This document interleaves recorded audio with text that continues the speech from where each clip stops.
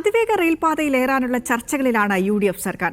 ഇതിന്റെ അടിസ്ഥാനത്തിൽ LDF സർക്കാരിന്റെ കാലത്ത് സിൽവർ ലൈൻ ബദൽ പാത നിർദ്ദേശിച്ച മെട്രോമാൻ ഇ ശ്രീധരനുമായി മുഖ്യമന്ത്രി കൂടിക്കാഴ്ച നടത്തി. പിണറായി വിജയൻ സർക്കാരിന്റെ സ്വപ്ന പദ്ധതിയായ തിരുവനന്തപുരം കാസർഗോഡ് കേരയിൽ പദ്ധതി റദ്ദാക്കിയെന്ന് പ്രഖ്യാപിച്ചെങ്കിലും കേരളത്തിന്റെ അതിവേഗ യാത്ര അടഞ്ഞ അധ്യായമല്ല എന്നായിരുന്നു അന്ന് മുഖ്യമന്ത്രി വാർത്താസമ്മേളനത്തിൽ വ്യക്തമാക്കിയിരുന്നത്. ഈ കൂടിക്കാഴ്ചയ്ക്ക് ശേഷം ഇ ശ്രീധരൻ ഇന്ന് അതിവേഗ പാതയിൽ ഇടക്കാല റിപ്പോർട്ട് സമർപ്പിച്ചിരിക്കുകയാണ് കേന്ദ്ര സംസ്ഥാന സർക്കാരുകൾക്ക്. അപ്പോൾ എന്താണ് ഇ ശ്രീധരന്റെ ബദൽ പാത എന്ന് നോക്കാം ന്യൂസ് ഡീകോഡിലൂടെ. തിരുവനന്തപുരം മുതൽ കണ്ണൂർ വരെ, കൃത്യമായി പറഞ്ഞാൽ പൂജപ്പുരം മുതൽ മുണ്ടയാട് വരെ 473.20 കിലോമീറ്റർ ഇരട്ടപ്പാതയാണ് ഇ ശ്രീധരൻ മുന്നോട്ട് വയ്ക്കുന്നത്. 3 മണിക്കൂർ 15 മിനിറ്റ് കൊണ്ട് ഈ ദൂരം പിന്നിടാനാകും. അതായത് തിരുവനന്തപുരത്ത് നിന്ന് കണ്ണൂരിലെത്താൻ വേണ്ടത് വെറും 3.25 മണിക്കൂർ മാത്രം. കണ്ണൂർ ഒഴികെയുള്ള കേരളത്തിലെ 3 വിമാനത്താവളങ്ങളെയും ഈ പാത സ്പർശിക്കുന്നുണ്ട്. കണ്ണൂർ വിമാനത്താവളത്തിലേക്ക് 10 കിലോമീറ്റർ ദൈർഘ്യമുള്ള പ്രത്യേക റോഡും നിർമ്മിക്കും. നിലവിൽ ട്രെയിൻ സർവീസ് ഇല്ലാത്ത ചിലയിടങ്ങളെ കൂടി അതിവേഗ റെയിൽപാതയിൽ ഉൾപ്പെടുത്തുന്നുണ്ട്. അതായത് പാലാരിവട്ടം, കരിപ്പൂർ, ബാലുശ്ശേരി, നാദാപുരം, കൂത്തുപറമ്പ് എന്നിവയാണ് പാതയിൽ ഉൾപ്പെടുത്താൻ ഉദ്ദേശിക്കുന്ന സ്റ്റേഷനുകൾ. ഇതും ഉൾപ്പെടെ 23 സ്റ്റേഷനുകളാണ് ഈ പാതയിൽ ഉണ്ടാകുക. തിരുവനന്തപുരം സെൻട്രൽ, വിമാനത്താവളം, വർക്കല, കൊല്ലം, കൊട്ടാരക്കര, പത്തനംതിട്ട, തിരുവല്ല, കോട്ടയം, വൈക്കം, പാലാരിവട്ടം, ആലുവ, നെടുമ്പാശ്ശേരി, ചാലക്കുടി, തൃശൂർ, പട്ടാമ്പി, മലപ്പുറം, കരിപ്പൂർ, കോഴിക്കോട്, ബാലുശ്ശേരി, നാദാപുരം, കൂത്തുപറമ്പ്, മുണ്ടയാട് എന്നിവയാണ് ഈ 23 സ്റ്റേഷനുകൾ. റെയിൽവേ സ്റ്റേഷനുകൾ തമ്മിലുള്ള ദൂരം എന്ന് പറയുന്നത് പരമാവധി 21.5 കിലോമീറ്റർ ആയിരിക്കും. 2 സ്റ്റേഷനുകളുടെ ഇടയിലുള്ള ഒരു പരമാവധി ദൂരം. ട്രെയിനിന്റെ ചില പ്രത്യേകതകൾ കൂടി നോക്കി വരാം. മണിക്കൂറിൽ 200 കിലോമീറ്ററാണ് ട്രെയിനിന്റെ പരമാവധി വേഗത. പ്രവർത്തന വേഗം എന്ന് പറയുന്നത് 180 കിലോമീറ്ററും ശരാശരി വാണിജ്യ വേഗം എന്ന് പറയുന്നത് 140 കിലോമീറ്ററുമായിരിക്കും. ആകെ 800 സീറ്റിംഗ് ശേഷിയുള്ള 12 കോച്ചുകളായിരിക്കും ഉണ്ടാകുക. നിൽക്കുന്ന യാത്രക്കാരെ അനുവദിക്കില്ല. സാധാരണ മെട്രോ സ്റ്റേഷൻ, മെട്രോ റെയിലിൽ നിൽക്കുന്ന യാത്രക്കാരെ കൂടി അനുവദിക്കാറുണ്ട്. പക്ഷേ വരാൻ പോകുന്ന അതിവേഗ ട്രെയിനിൽ നിൽക്കുന്ന യാത്രികരെ അനുവദിക്കില്ല. പകരം മുൻകൂട്ടി റിസർവ് ചെയ്ത ശേഷം മാത്രമായിരിക്കും ഈ ഇരിപ്പിടങ്ങൾ ക്രമീകരിക്കുക. ദിവസേന 54,400 പേർക്ക് യാത്ര ചെയ്യാൻ കഴിയുന്ന പാകത്തിലാണ് നിലവിൽ പദ്ധതി വിഭാവനം ചെയ്തിരിക്കുന്നത്.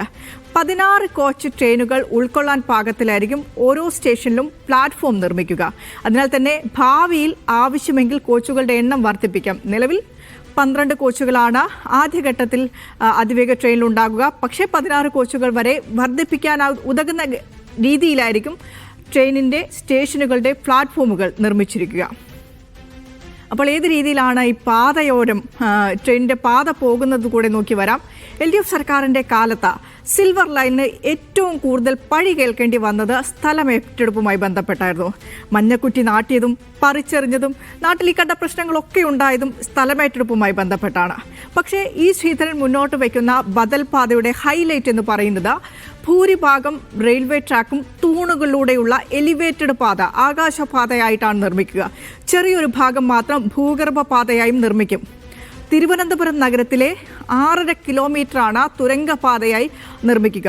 ബാക്കി ഒഴികെ എല്ലാം ആകാശപാതയായിട്ടായിരിക്കും നിർമ്മിക്കുക. ഇതിൻ്റെ ഒരു നിർമ്മാണ ചെലവ് ഏത് രീതിയിലാണെന്ന് നോക്കാം. സർക്കാർ അംഗീകാരം ലഭിച്ച് 5 വർഷത്തിനകം നിർമ്മാണം പൂർത്തിയാക്കുമെന്നാണ് ഇ ശ്രീധരൻ പറഞ്ഞു വെക്കുന്നത്.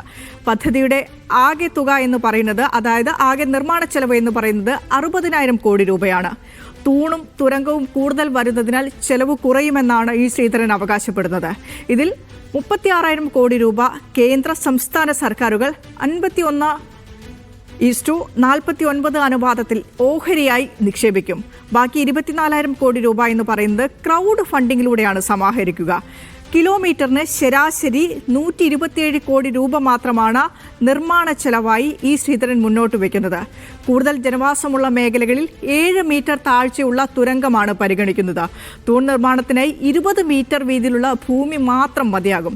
അതിനാൽ തന്നെ തൂണിന് വേണ്ടി ഭൂമി ഏറ്റെടുക്കുമെങ്കിലും അവ ആവശ്യമെങ്കിൽ ഉടമയ്ക്ക് തന്നെ പാട്ടത്തിന് നൽകും. അവിടെ കൃഷിയോ കന്നുകാലി മേഖലയോ ആ തരത്തിലുള്ള എന്ത് വേണമെങ്കിലും ആ സ്ഥലം ഉടമയ്ക്ക് ചെയ്യാമെന്നുള്ളത് തന്നെയാണ് ഈ ഒരു പദ്ധതിയിലൂടെ വിഭാവനം ചെയ്തു വെക്കുന്നത്. കേന്ദ്ര സംസ്ഥാന സർക്കാരുകളുടെ പങ്കാളിത്തമുള്ള പുതിയ കമ്പനി രൂപീകരിച്ചായിരിക്കും പ്രവർത്തനം. ചിലവ് തുകയിൽ 60% ഇരു സർക്കാരുകളും വഹിക്കും, 40% കടമെടുക്കും. ഓരോ 40 മിനിറ്റിലും ട്രെയിൻ. അപ്പോൾ ട്രെയിൻ ഏത് രീതിയിലാണ് ഓടുക, ട്രെയിനിൻ്റെ വേഗത എങ്ങനെയൊക്കെയാണെന്ന് അടുത്തത് നോക്കി വരാം. ഓരോ 40 മിനിറ്റിലും ട്രെയിൻ. 3 മണിക്കൂർ 15 മിനിറ്റാണ് വൺ സൈഡ് യാത്രയ്ക്ക് എടുക്കുന്ന സമയം. അതായത് തിരുവനന്തപുരത്ത് നിന്ന് കൊച്ചിയിലെത്താൻ ഏകദേശം 1 മണിക്കൂർ 20 മിനിറ്റ് മതിയാകും. കോഴിക്കോട്ടേക്കാണെങ്കിൽ 2.5 മണിക്കൂർ മതിയാകും. കണ്ണൂരിലോടി എത്താൻ വെറും 3.25 മണിക്കൂർ മതി. ആരംഭഘട്ടത്തിൽ രാവിലെ 6 മണി മുതൽ 11 മണി വരെയും വൈകിട്ട് 4 മണി മുതൽ 8 മണി വരെയും 20 മിനിറ്റ് ഇടവിട്ട് സർവീസ് നടത്തും. അതല്ലാത്ത സമയങ്ങളിലാണ്, അതായത് ഇടസമയത്താണ് 40 മിനിറ്റ് ഇടവിട്ട സർവീസ് നടത്താൻ ആദ്യഘട്ടത്തിൽ ഉദ്ദേശിക്കുന്നത്. മണിക്കൂറിൽ 200 കിലോമീറ്റർ വേഗത്തിലാണ് സഞ്ചരിക്കുന്ന ട്രെയിനുകൾ. അപ്പോൾ യാത്രാസമയത്തിൽ വലിയ ലാഭമുണ്ടാക്കും എന്നുള്ളത് തന്നെയാണ് പ്രത്യേകത. അധിക ഗുണങ്ങൾ കൂടിയുണ്ട്. എന്താണ് ഈ പദ്ധതി വന്നാലുള്ള അധിക ഗുണങ്ങൾ എന്ന് നോക്കാം. ബ്രോഡ് ഗേജ് ആക്സിൽ ലോഡ് 25 ടണ്ണിൽ നിന്ന് 15 ടണ്ണായി കുറയ്ക്കാൻ കഴിയുമെന്നതിനാൽ HSR സ്റ്റാൻഡേർഡ് ഗേജിലാണ് ഇത് നിർദ്ദേശിക്കപ്പെടുന്നത്. അതായത് റെയിൽ പാതയുടെ ആകെ ഭാരം എന്ന് പറയുന്നത് 15 ടണ്ണായിരിക്കും. അതുവഴി നിക്ഷേപവും പ്രവർത്തനവും ചെലവും ഗണ്യമായി കുറയ്ക്കാൻ പറ്റുമെന്നാണ് ഈ റിപ്പോർട്ടിൽ പറയുന്നത്. പദ്ധതിക്ക് ആവശ്യമായ മുഴുവൻ ഊർജവും സ്വന്തമായി സ്ഥാപിക്കുന്ന സൗരോർജ പ്ലാന്റുകൾ കണ്ടെത്തും. അധികമായി വരുന്ന വൈദ്യുതി KSEBക്ക് വിൽക്കുകയും ചെയ്യും. ഇത് ലോകത്തിലെ സമ്പൂർണ്ണ ഹരിത റെയിൽ ഇടനാഴിയായിരിക്കുമെന്നാണ് ഈ ശ്രീധരൻ്റെ അവകാശവാദം. അപ്പോൾ ഇതാണ് ഒരു ആദ്യഘട്ടത്തിൽ പദ്ധതിയുടെ വിഭാവനം ചെയ്തിരിക്കുന്ന കാര്യങ്ങൾ. രണ്ടാം ഘട്ടത്തിൽ ഏത് രീതിയിലാണ് ഈ പദ്ധതി മുന്നോട്ട് പോകുക എന്ന കാര്യത്തിലും ഒരു വ്യക്തത വരുത്തുന്നുണ്ട് ഈ ശ്രീധരൻ. രണ്ടാം ഘട്ടത്തിൽ പാത കണ്ണൂരിൽ നിന്ന് കാസർഗോട്ടേക്ക് നീട്ടാനാകും.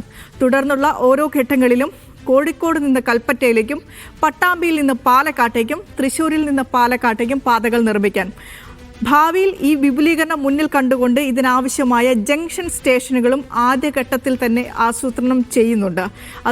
അപ്പോൾ രണ്ടാം ഘട്ടത്തിലേക്ക് കാര്യങ്ങൾ എത്തുമ്പോൾ ഒന്നാം ഘട്ടത്തിൽ നേരത്തെ തന്നെ പണി പൂർത്തിയാക്കിയ ഓരോ ജംഗ്ഷൻ സ്റ്റേഷനിൽ നിന്നും കണക്ഷൻസ് കൊടുത്ത് ലിങ്ക് കൊടുത്ത് അടുത്ത സ്റ്റേഷനിലേക്ക് പാത ദീർഘിപ്പിക്കാനുള്ള വഴിയാണ് മുന്നിൽ കണ്ടുവയ്ക്കുന്നത്.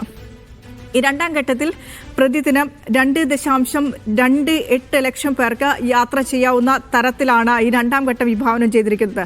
ആദ്യഘട്ടത്തിൽ 54,400 പേർക്കാണ് യാത്ര ചെയ്യാൻ പറ്റുകയെങ്കിൽ രണ്ടാം ഘട്ടത്തിലേക്ക് കൂടുതൽ പാതകൾ വരുമ്പോൾ, കൂടുതൽ സ്റ്റേഷനുകൾ വരുമ്പോൾ, അത് വിപുലീകരിക്കുമ്പോൾ 2 ലക്ഷത്തിലധികം, ഏകദേശം 2.5 ലക്ഷത്തോളം പേർക്ക് യാത്ര ചെയ്യാവുന്ന തരത്തിലാണ് ഈ പദ്ധതിയുടെ ഒരു രൂപരേഖ എന്ന് പറയുന്നത്.